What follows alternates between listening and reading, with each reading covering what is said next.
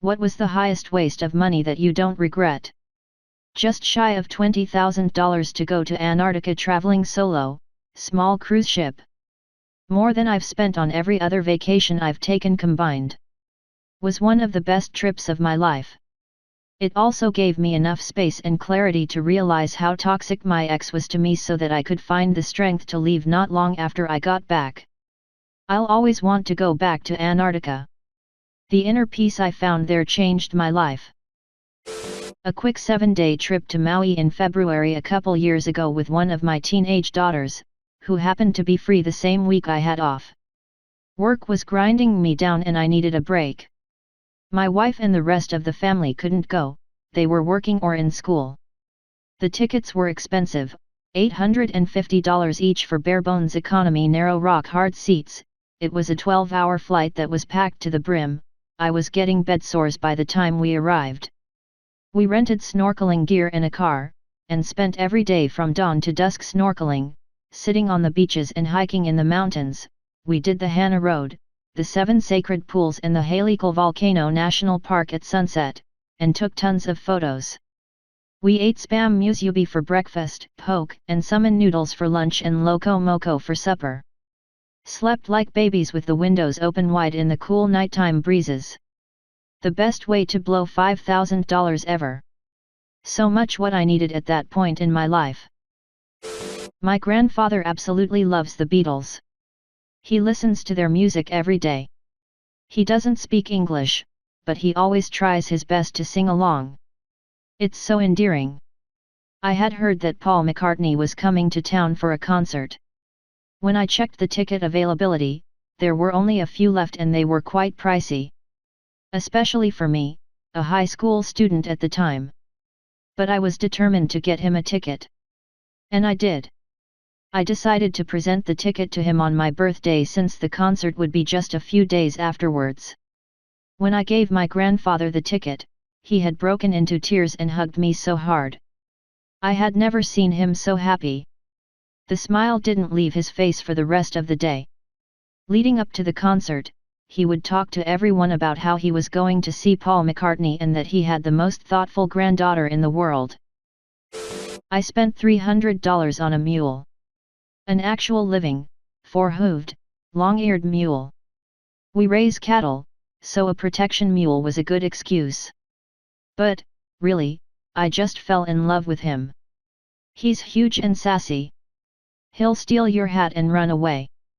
He's got a ninja mode where he can sneak up on you, just to breathe down your neck or startle you.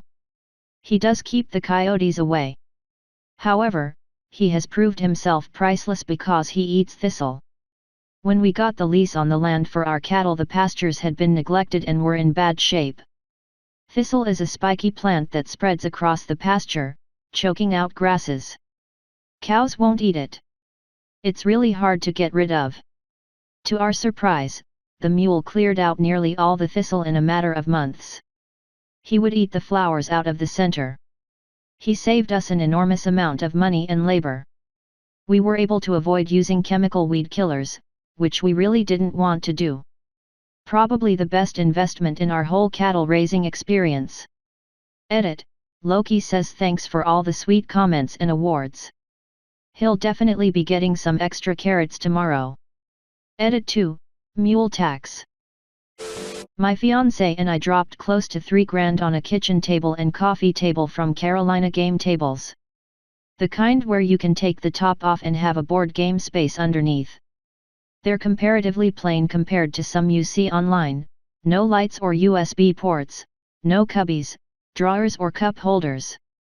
Just really solidly built solid wood tables where the top comes off. But hot damn, they've been awesome. We use them all the time. One unexpected use was Legos. I got a Lego set and started building it on the coffee table, and when I needed to stop for the night I just put the lid on until I was ready to continue. Don't regret a cent. In-home euthanasia for my best friend and companion. I absolutely did not have the money for it, and COVID meant I couldn't have friends to be there with me, but I couldn't bear to see her go on a cold metal table. The vet came into my apartment and gave me as much time as I needed. I read a letter I wrote, and I got to sing to Zoe in her final moments with her on my lap the entire time. 10/10ths best way to do the worst thing. I went to a Renaissance fair with my husband and some friends. It was his first time, and he's a pretty introverted person, so while he has fun watching everyone else dress up and act all goofy and old timmy, he doesn't really participate. When we went to buy our first beer, the wench tried to sell him on one of those big mugs that looks like it's carved out of wood but it's just plastic. It cost $100. Yes, you get free refills, but we were not planning on drinking $100 worth of beer that day. I could tell by the look on his face that he wanted it. He looked like a little kid at Disney World. Without thinking, I whipped out my credit card and dropped $100 on a shitty plastic mug. All day, he walked around proudly with his mug. He even took some big gulps and cheered huzzah once or twice. This might not seem like much, but for my quiet, gentle giant, it is huge. I manage the finances in our relationship and I am constantly cracking down on wasteful spending, so I think we were both amazed I made such a dumb purchase. 4 years later, we still have that mug.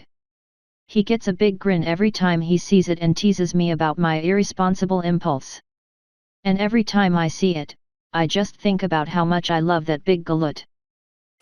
My couch. I moved out of my mom's house last year, 2019, so no COVID, and I always wanted a good couch. I tested so much. I went to so many furniture stores. Looked at so many different models. And then choose mine. It's actually from IKEA. 3 seats and long enough to let someone sleep on it. In a grey, but I saw they were also having a black cover, so I am thinking about getting that one. Extremely comfortable. I wanted a couch where you could chill out and love how fluffy it is without losing the ability to sit on it. In some couches you are not able to lean on the back and still have a straight back. You can sit on the backboard and the armrests. They are flat, so you can also put a cup of tea on them. It's also not too low, so you don't feel like sitting on the ground, which I do strangely often compared to my love for this couch, but you can let yourself fall onto that damn thing. It also looks easy and simple. So I don't want the suggestion of someone who tried a lot of couches and happens to be me then buy the Vimmel couch from IKEA. Edit. Oh my. My first award. Thank you.